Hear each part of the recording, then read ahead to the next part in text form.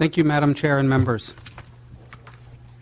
I want to start by accepting the amendments as outlined in the analysis and thank your staff again for the work to tighten and strengthen the language of this bill.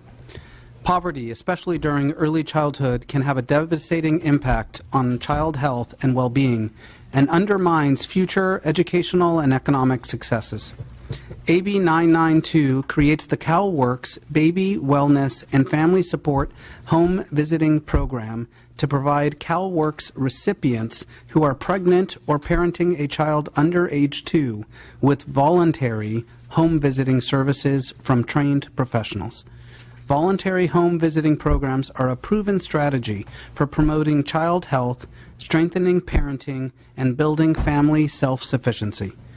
Through regular planned visits, trained professionals provide pregnant mothers and new parents with a range of supports to meet the family's needs, promoting preventative health and prenatal practices, coaching parents on how best to care for their babies and support their early learning, and connecting families to available services. AB 992 clarifies that home visiting services would only be intended to achieve the goals of improving child's health and family well-being and would only be provided by a certified nurse practitioner, or a certified social worker. This legislation established that the home visits would not be mandatory, random, or unannounced and must be completed by a licensed professional social worker or nurse as described. The home visiting services would be evidence-based, and which has been established nationally with bipartisan support. Counties would have the flexibility to meet the local needs by implementing the program or partnering with approved home visiting programs that are working in local communities. Participating in the program would be entirely voluntarily for eligible families. Research shows that high-quality home visiting programs produce significant benefits for both the child and parents, including better maternal and child health outcomes, reduced child abuse and neglect, and improved quality of parent-child interactions. In the long term, children are healthier and more successful in school and less likely to have behavior problems or be arrested as they get older. The program also improves family economic self-sufficiency by increasing parental educational attainment, employment, and incomes. With me today in support and the sponsors of the bill, we have Jessica Bartholow with the Western Center on Law and Poverty. We have Michelle Stilwell-Pervensky with the Children's Defense Fund, and Tanya Kemet with Black Women for Wellness. Oh, okay. Thank you. So my name is Tanya Kemet, and I am a midwife and epidemiologist, and also the author of a first 5 funded home visitation program for pregnant women that over the last 3 years has been shown to reduce the number of African American infant deaths in Sacramento County.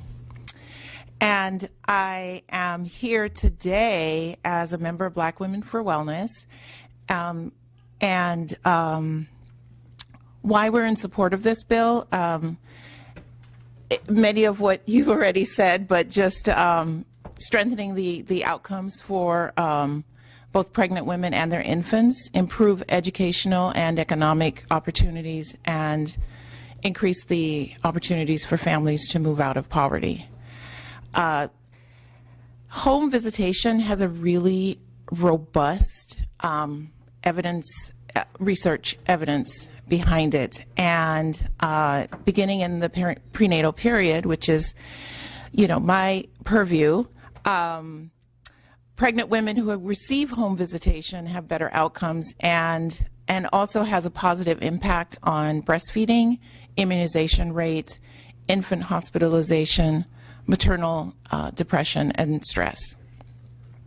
It also has been proven to improve children's school readiness, and all studies have shown positive impacts on their cognitive development and behavior, higher grade point averages, and achievement scores at age 9. Now, epidemiologists love immunizations, And so I just, as an epidemiologist, I do want to point out that home visitation is one thing that can improve CalWORK's immunization rates. Research also shows that children in deep poverty are more likely to go immunized than other children, not due to parental choice, but because children who live in deep poverty experience multiple deprivations of their basic needs, and among them, medical attention. And we know that the deep public health implications of children going unvaccinated.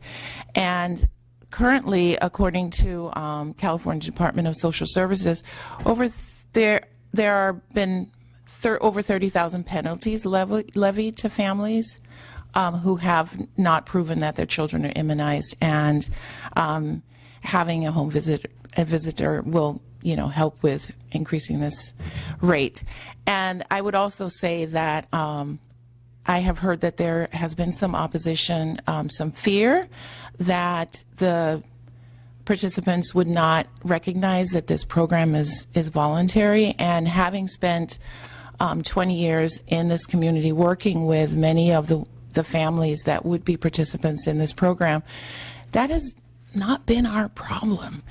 If you think about the Comprehensive Perinatal Services Program or Birth and Beyond or many First Five programs, we actually struggle with, getting people to these good programs. And so I recognize that concern is real, but it's not really something that we would worry about. Thank you. Sorry if I went over, and thank you for your time. Yes, thank you. Michelle Stoll-Parvensky, Children's Defense Fund California, proud to co-sponsor this bill. I would just echo the comments that you already heard around the real benefits of home visiting that are proven by a robust amount of really rigorous research showing the benefits that home visiting can have for our children and families, both immediately and in the long term. We know that the universal challenges of new parenthood are really compounded by deep poverty, and we need to be making sure that some of our poorest and most vulnerable families have the supports that they need, and this is a really way to do that. This is a way to improve the effectiveness of the CalWORKs program so that we can actually help families become self-sufficient, help provide them with the supports that we know they want to provide to their kids to foster healthy development. So we strongly support this bill and would urge your aye vote. Thank you. Thank you. Thank you, Madam Chair, members of the committee. Jessica Bartholow, Western Center on Law and Poverty, and we are a proud co-sponsor with Black Women's for Wellness and Children's Defense Fund California. Thank you. Urge your aye vote. Thank you. Any other witnesses in support? Lydia Bourne, representing American Academy of Pediatrics, California Division. Pediatricians certainly understand the need to have home visitors and are in strong support.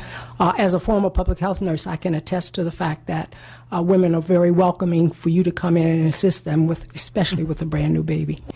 So we are in support. Monica Zemi with the California Alternative Payment Program Association, and we're in support. Tiffany Whiten with the Service Employees International Union in support, and would like to thank the author for bringing the bill forward. Thank you. Kathy Sutterly McDonald with the County Welfare Directors Association in support. Thanks. And Wes Sams with the United Ways of California in support. Thank you. Any witnesses in opposition?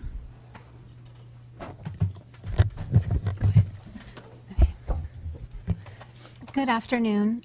My name is Jennifer DeLuggage. I'm a registered nurse with a certificate in public health and a lactation counselor. The following statement is on behalf of these organizations: A Voice for Choice Advocacy, Educate Advocate, Million Mamas Movement, VIAL, and Autism One. We oppose this bill in its current form. We have submitted amendment language to bill authors and sponsors that will alleviate many of our concerns. We are in full support of the CalWORKs program that aids many low-income families in our state. With that said, there are several problematic areas of AB 992 as it is currently written. First, though the language is described as optional, this is not accurate in practice. There is no requirement written in the bill to disclose that home visits are optional. CalWORKs recipients would be frightened that they need to comply with the home visiting program in order to receive benefits. Many are fearful to come testify and feel that a home visiting program would be an invasion of privacy into their home environment by way of random, unannounced, and mandatory home visits. Second, and this is related to the first point, though this is an optional program, there is no required advertisement that there is an opt-in to the home visiting program. Lastly, though the language of the bill says home visiting will not include mandatory, random, unannounced visits, currently the language states that it wouldn't be conducted by personnel that do not meet the qualifications consistent with paragraph 2, meaning a nurse or social worker could still conduct mandatory, random, unannounced visits. So though the bill states there won't be mandatory, random, unannounced home visits, there can be, just with particular professionals, including nurses and social workers. We would be happy to work with the authors and sponsors. Thank you. Hi, my name is Denise Mendez. I am actually a caseworker for CalWorks. I was an intake caseworker for clients who needed to come in and apply for benefits. During this time, clients are an open book. We have to get their finances, their health records. We need information of every part of their life in order to make their case. With this language in this bill, it will frighten them to feel non-compliance means no benefits. So as far as the language that I've read, it doesn't seem as though there's going to be an area to where the client can opt out or information to let them know that this is voluntary. I'm not sure if anybody has ever had a home visit here, but it's pretty intimidating for someone to come into your home and to sit and talk to you about your parenting or what you need. It feels as though you're not doing a good job at the worst time of your life. So I do oppose this bill in the wording.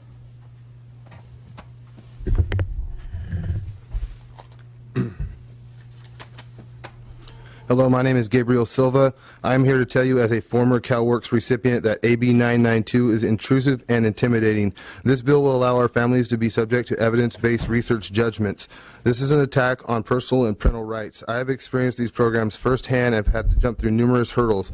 Every aspect of my life was an open book. I've had to constantly report changes. I have attended job programs and worked for my benefits through Welfare to Work. I assure you there is no lack of hurdles and no lack of stress. When I was on CalWorks, I feared any home visits and I felt very uncomfortable having a stranger in my home. I feared doing anything that might cost me the benefits my family depended on. Even when they said it was optional, I had an immense fear of declining these optional services. The last thing we need is to have mandatory home visits with a certified social worker and or nurse practitioner. It's one thing to hear about these programs and another to live them. There are many aspects of the current programs that need to be addressed to make them more efficient and helpful to success for the success of CalWorks recipients. I strongly oppose AB 992 due to the invasion of privacy and fear this bill creates, especially in relation to SB 18. There are many other aspects of these services that we need that need to be addressed for improvement. I want you to vote no on AB 992. Section 3 says home visiting services shall not include mandatory, random, unannounced visits or visits by any personnel that do not meet the qualifications consistent with paragraph 2, which refers to certified nurse practitioners or social workers. That to me says that if they are certified, mandatory, random, unannounced visits are going to be happening. So I want you to vote no. Thank you. I'll go ahead and move the bill for discussion. Mm-hmm. Questions from members? Can you answer some of the questions that has been brought up? Initially, I thought that this may be a good thing for the health of the unborn children, but after listening, maybe there can be a better way that the pregnant mother can visit to healthcare centers voluntarily rather than inviting or involuntary visitations unannounced. That's a huge issue. again, a government snooping upon the privacy just because they receive government, assistance. These are targeted for needy people. Why not everybody, right?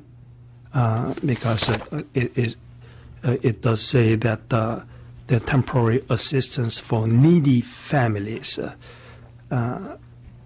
So I think it raises a lot of privacy, unwanted visitations. How would you handle that?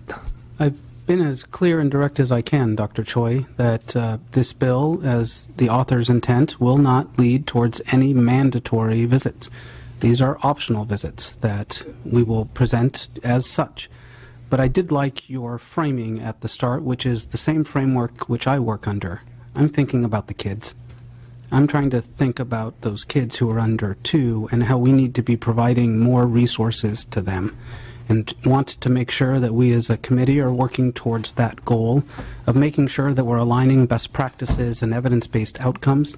This is the most effective manner that we have in trying to help and educate. I believe that based off of the evidence, and is the reason why we have pushed forward with this bill. Yeah, and I'd like to add, being, boots on the ground with home visitation programs. And I will say that our program in Sacramento County is actually built on relationships. And that is fundamentally the most important part of the program. And so the home visitor does not go into the home uninvited.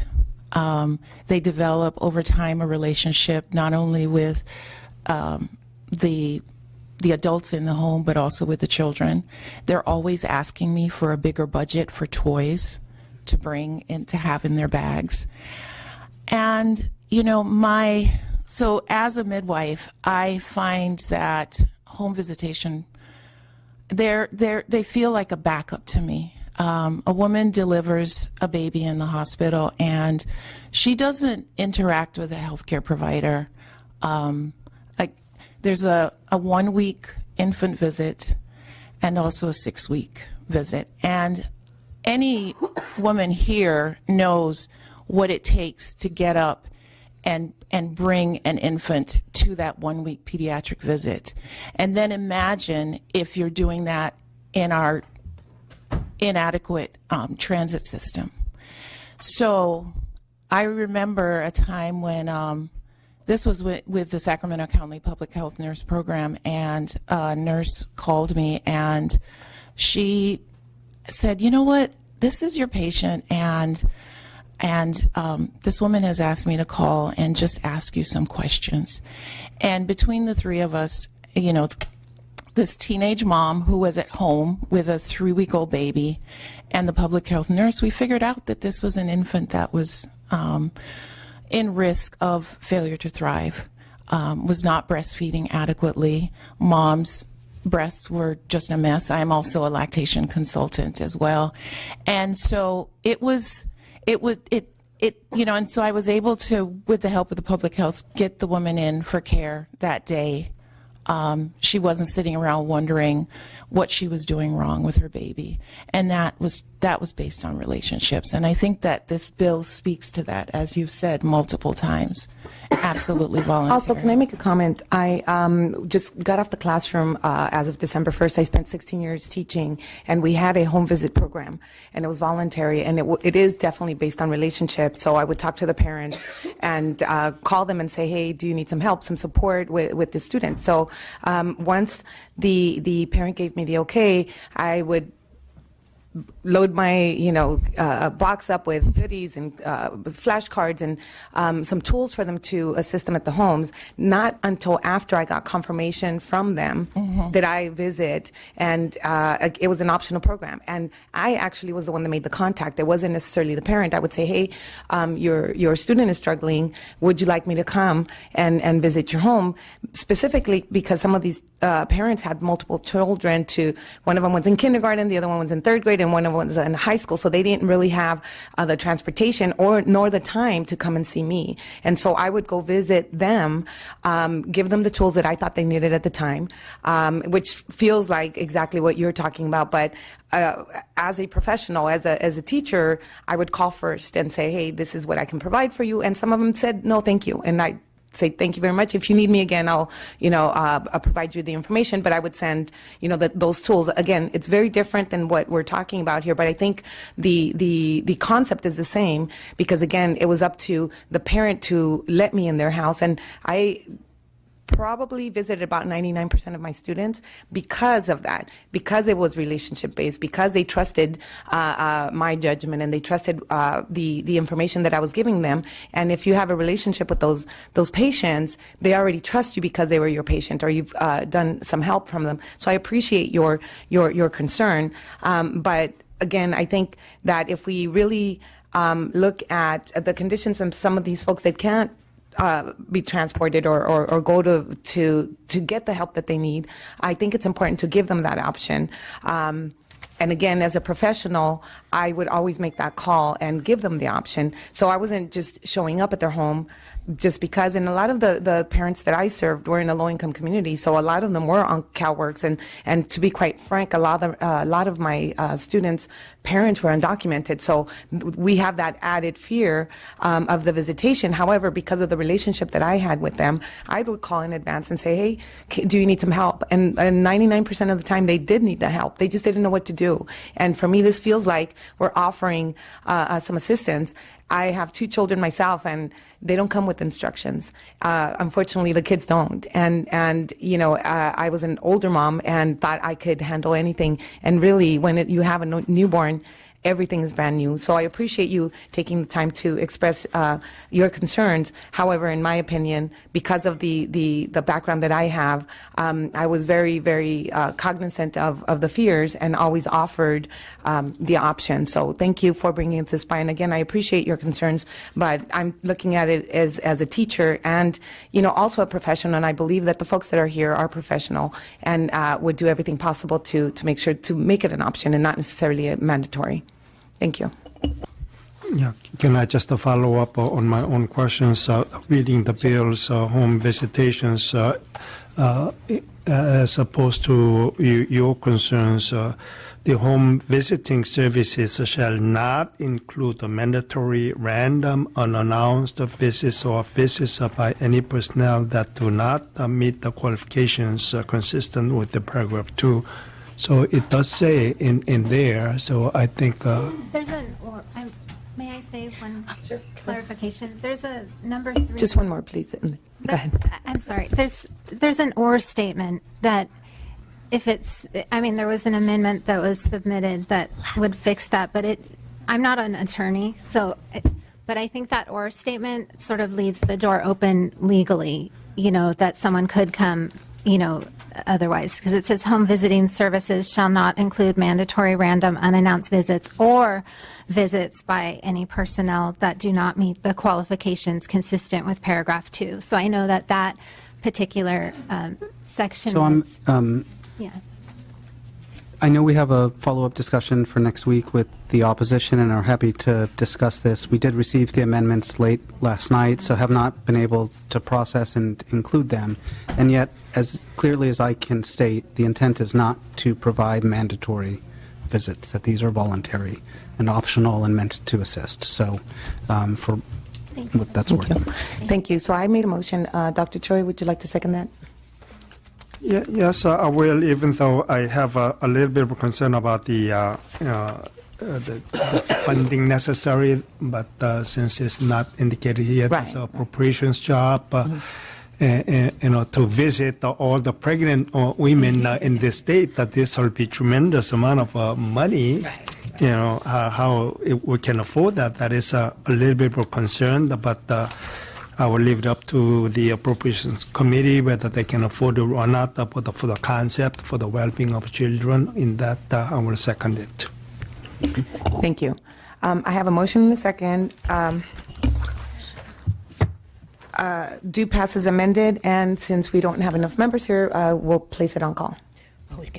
Or We can go ahead and call. Okay. You know, put it on call after we vote. okay, so actually, if you can call the roll, please. Does he want to close? Do you want to close, Dr. Arambilla? I humbly request tonight. Thank you. Rubio? Aye. Rubio, aye. Dr. Choi? Aye. Dr. Choi, aye. Arambula? Aye. Arambula, aye. Gonzalez Fletcher? Mainshine? Stone? Thurman? Okay, we need one vote. Thank you. Thank you. All right, my turn.